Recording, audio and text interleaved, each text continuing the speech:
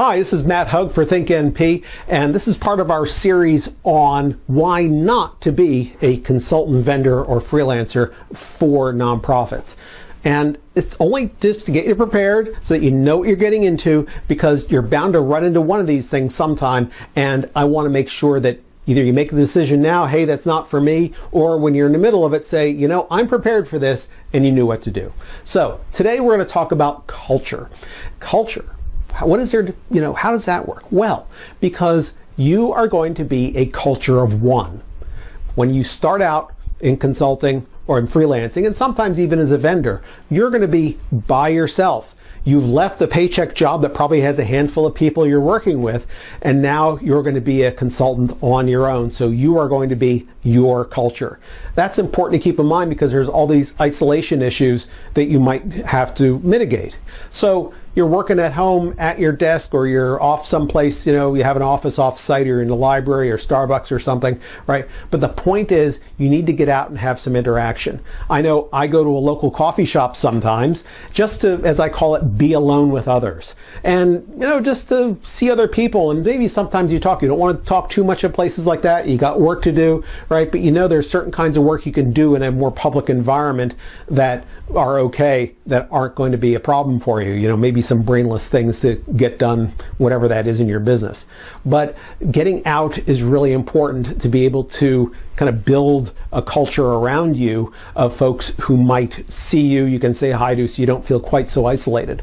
The other thing too is that now that you are on the outside of the nonprofit industry, for those folks who were working in it, you are seen as being different by those people who are getting a paycheck from a nonprofit.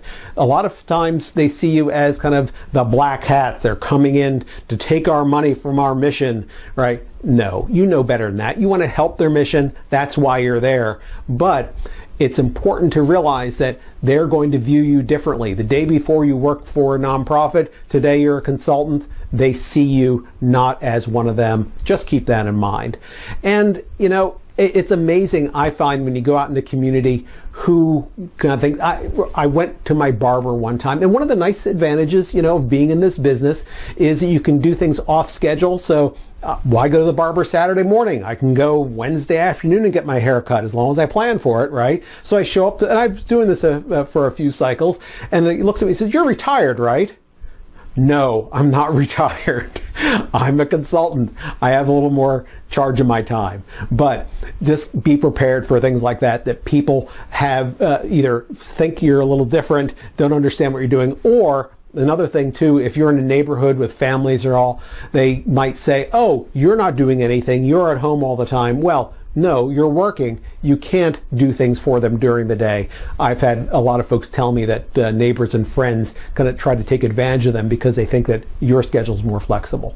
So, like I said, culture is important. You are a culture of one. Build a culture around you. Make sure that you're doing good for yourself so that you can be the best freelancer, vendor, or consultant to nonprofits.